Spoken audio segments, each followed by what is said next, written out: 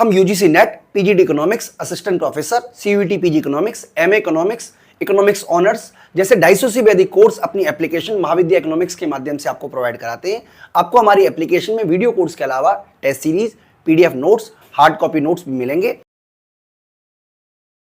इसमें पूछा गया है कि what do you understand by public distribution system, यानी कि पब्लिक डिस्ट्रीब्यूशन सिस्टम से आप क्या समझते हैं, पीडीएस सिस्टम क्या होता है, why PDS fail in providing food security to the poor people India, यानी कि जो सार्वजनिक वितरण प्रणाली है उसकी असफलताओं के बारे में, किस तरीके से वो गरीबों को एक तरीके से आप कह सकते हो सुविधा उपलब्ध कराने में विफल साबित हुई है। तो इसके बारे में डिटेल में मैं आपको समझाने वाला हूं। तो सार्वजनिक वितरण प्रणाली क्या है बच्चों, सबसे पहले हम वो समझ लेते हैं।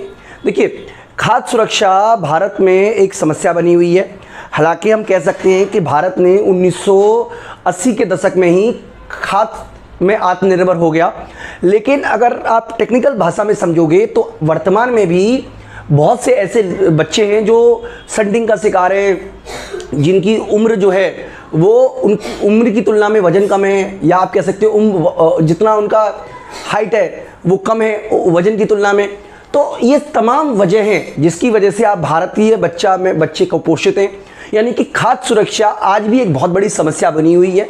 तो 1960 के दशक में ही खाद्य सुरक्षा को सुनिश्चित करने के उद्देश्य से सार्वजनिक वितरण प्रणाली का प्रारंभ हो चुका है। यानी कि भारत में सार्वजनिक वितरण प्रणाली जो थी वो 1960 के दशक में ही प्रारंभ हो गई थी, जब इंडिया का युद्ध हुआ था चाइना से और उसके बाद फिर पाकिस्तान से। उसी दौर में ये जो गरीब लोगों को खाद्य आपूर्ति करने के उद्देश्य से पीडीएस सिस्टम का प्रारंभ हो गया। लेकिन भारत में विधिवत रूप से जो पीडीएस सिस्टम है वो लागू हुआ है हरित क्रांति के बाद, क्योंकि पहले जो पीडीएस सिस्टम हुआ करता था वो गरीब लोगों को, आप कह सकते एक तरीके से जो शहरी लोग हैं, जो शहरी इलाकों में लोग रहते हैं उन्हीं को सुविधा पहुंचाने के उद्देश्य से किया गया।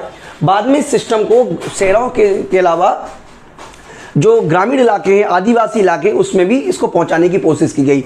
तो अगर हम सिंपल शब्दों में करें तो सार्वजनिक वितरण प्रणाली क्या है, तो आप यहाँ पे बोल सकते हो कि सार्वजनिक वितरण प्रणाली वो सिस्टम है जिसमें आप कह सकते हो फेयर प्राइस शॉप के माध्यम से खाद्यान्न जो हैं वो उपलब्ध कराए जाते हैं सामान्य जनता को।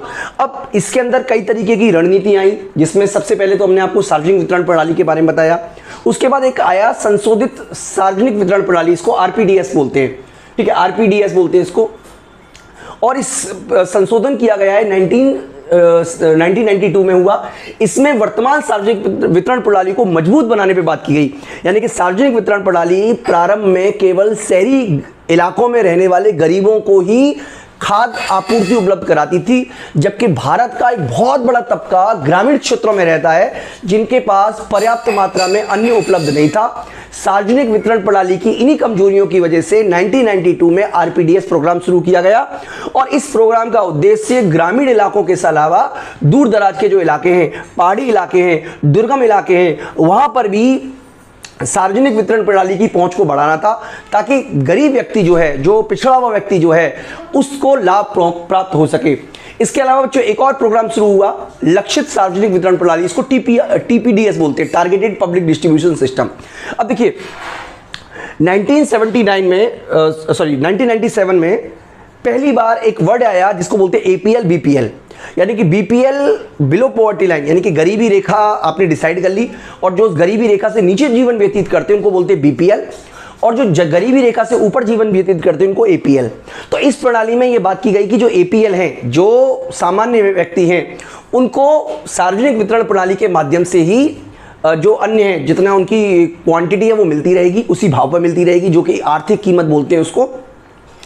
लेकिन जो गरीब तबका है, जो बीपीएल है, उसको बहुत जरूरत है सरकार की मदद की। तो सरकार ने स्कीम बनाई कि सबसे पहले ऐसे राशन कार्ड जारी किए जाएंगे जो कि बीपीएल धारियों को मिलेंगे, यानी कि जो गरीब व्यक्ति है, जो बीपीएल श्रेणी में आता है, जो जिसकी आय सरकार द्वारा लिमिट निर्धारित की गई है उससे कम आती है, उसको बीपीएल कार्ड जारी कर दिया जाएगा, और उनको विशेष रियायती दरों पर खाद्यान्न उपलब्ध कराने की बात इस प्रणाली के अंदर की गई है। तो बच्चों ये प्रणाली है हमारी, जिसको बोलते हैं हम लक्षित सार्वजनिक वितरण प्रणाली। ये सारी की सारे पॉइंट आपको कवर करने पड़ेंगे बच्चों। इसके अलावा एक और है जिसको बोलते हैं अंत्योदय अन्न योजना, ठीक है, अंत्योदय अन्न थोड़ा गलत लिखा हुआ है, अन्न लिख गया है, अंत्योदय अन्न योजना। अंत्योदय अन्न योजना क्या आती है, इसको ए वाई बोलते हैं। देखिए बीपीएल में भी ऐसे बहुत से लोग होंगे जो अत्यंत गरीब होंगे, यानी कि गरीबों में भी अत्यंत गरीब व्यक्तियों की पहचान की जाएगी और उन अत्यंत गरीब व्यक्तियों को 35 आप कह सकते हो 35 किलो अन्न जो है वो उपलब्ध कराया जाएगा और इसको उपलब्ध कराया जाएगा बहुत ही सस्ती कीमतों पर, यानी कि 3 रुपए किलो चावल, 2 रुपए किलो गेहूं और 1 रुपए किलो मोटे अनाज के रूप में उपलब्ध कराया जाएगा जो अत्यंत गरीब हैं। ये स्कीम जो है, इस योजना का लाभ जो है वो 10 लाख से अधिक अत्यंत गरीब परिवारों को मिल रहा है या मिला है। इस योजना के बाद मतलब इस योजना में बाद में दिव्यांगों को भी शामिल कर लिया गया, दिव्यांगों को शामिल कर लिया गया, लेकिन दिव्यांगों के लिए इसमें शामिल होना बहुत ऐच्छिक है। इसके लिए उनको ऑनलाइन रजिस्ट्रेशन कराना पड़ता है। ये बात भी आपको याद रखनी चाहिए कि इस योजना में प्रति परिवार हर महीने 35 किलोग्राम अनाज देने की व्यवस्था की गई है बच्चों। इसके अलावा इस प्रणाली के लिए खाद्यान्न उपलब्ध कराने के लिए का कार्य भारतीय खाद्य निगम करेगा, यानी कि पीडीएस सिस्टम के लिए जो खाद्य उपलब्ध कराने का जो काम है वो भारतीय खाद्य निगम करेगा। एफसीआई है, एफसीआई जो है उसके ऊपर हम एक अलग से वीडियो ऑलरेडी बना रखी है बच्चों, आप वो भी देख सकते हो इसके बारे में। तो एफसीआई करेगा और निगम का कार्य अनाज या अन्य पदार्थों को खरीद, बिक्री और भंडारण करने का रहेगा। तो भारत में खाद्य सुरक्षा को सुनिश्चित करने के उद्देश्य से वर्ष 2013 में एक और अधिनियम लागू किया गया जिसको हम बोलते हैं खाद्य सुरक्षा अधिनियम। तो खाद्य सुरक्षा अधिनियम लागू किया गया बच्चों। खाद्य सुरक्षा अधिनियम के बारे में हम आगे बात करेंगे, अलग से एक टॉपिक बना के बात करेंगे। इसके अंतर्गत जो टीपीडीएस प्रणाली है उसके माध्यम से जो जनसंख्या का लगभग 80%, भारतीय जनसंख्या का लगभग 80% हिस्सा जो है इसका लाभकारी है। और इस योजना में जो लाभार्थी है उनको 3 रुपए किलो अनाज, 2 रुपए किलो चावल, 2 रुपए किलो चावल, 3 रुपए किलो चावल, 2 रुपए किलो गेहूं और 1 रुपए किलो मोटे अनाज देने की प्रावधान इसमें किया गया है।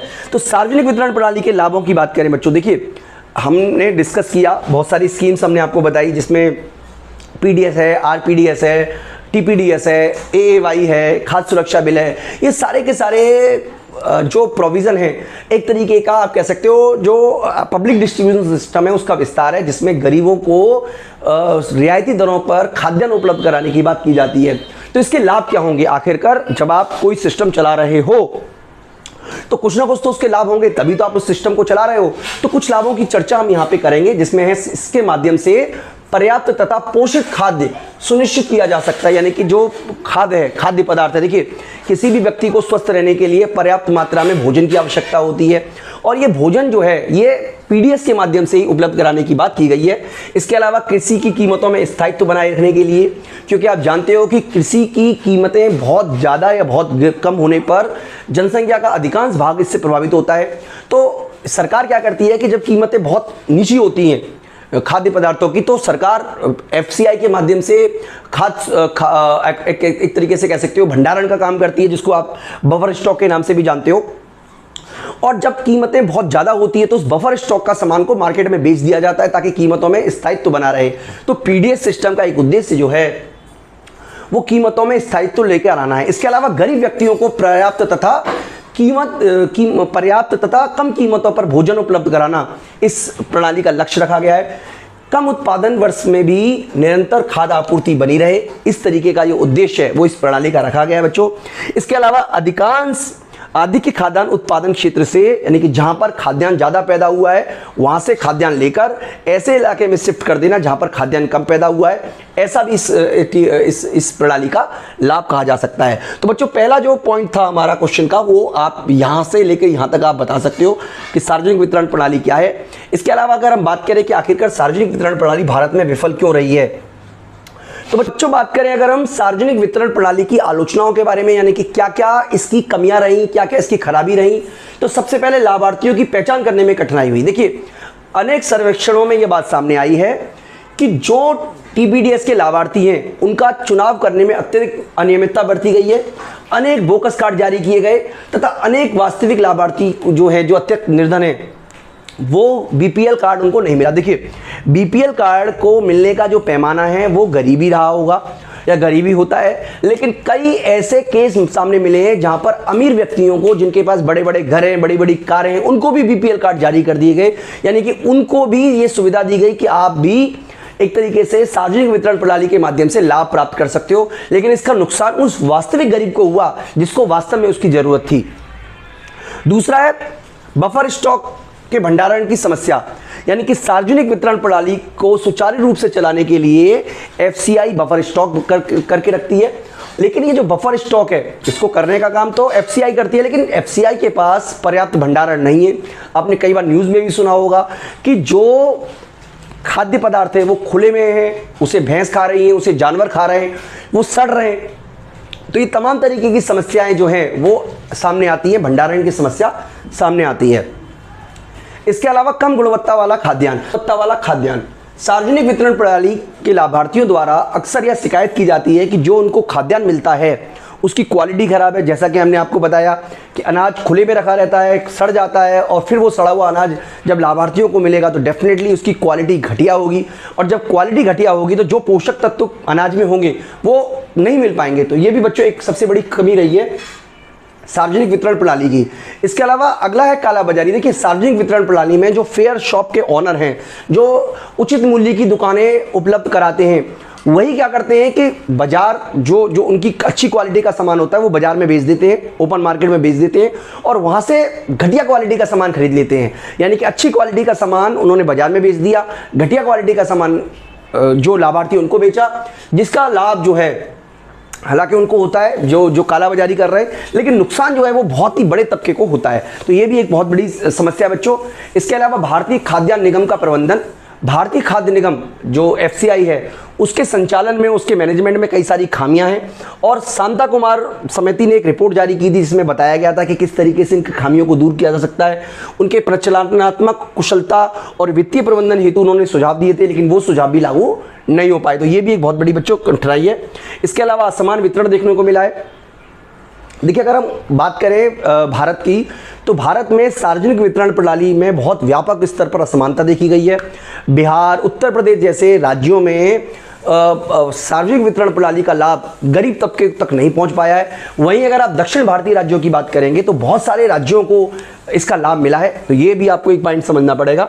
इसके अलावा कीमतों में वृद्धि, कुछ विशेषज्ञों का मानना है कि बच्चों सार्वजनिक वितरण प्रणाली में जो सरकार बहुत बड़ी मात्रा में मार्केट से सामान उठाती है, उसकी वजह से भी खाद्यान्न की कीमतें बढ़ती हैं। तो बच्चों ये कुछ बुराइयां हैं जो हम सार्वजनिक वितरण प्रणाली की कर सकते हैं। तो एक बार हम अपने क्वेश्चन पे वापस आ जाते हैं और देखते हैं क्वेश्चन क्या था कि सार्वजनिक वितरण प्रणाली से आप क्या समझते हैं। तो हमने आपको ऑलरेडी समझा दिया है। इसके अलावा भारत में गरीब लोगों के खाद्य सुरक्षा प्रदान करने के लिए सार्वजनिक वितरण प्रणाली किस तरीके से विफल साबित हुई है। तो यहाँ पर आपको सार्वजनिक वितरण प्रणाली की आलोचनाओं को समझाना है और ये बताना है कि क्यों विफल साबित हुई है। तो बच्चों, मैं उम्मीद करता हूँ कि अगर आप इस तरीके से आंसर लिखोगे तो आपको बहुत अच्छे नंबर मिलेंगे।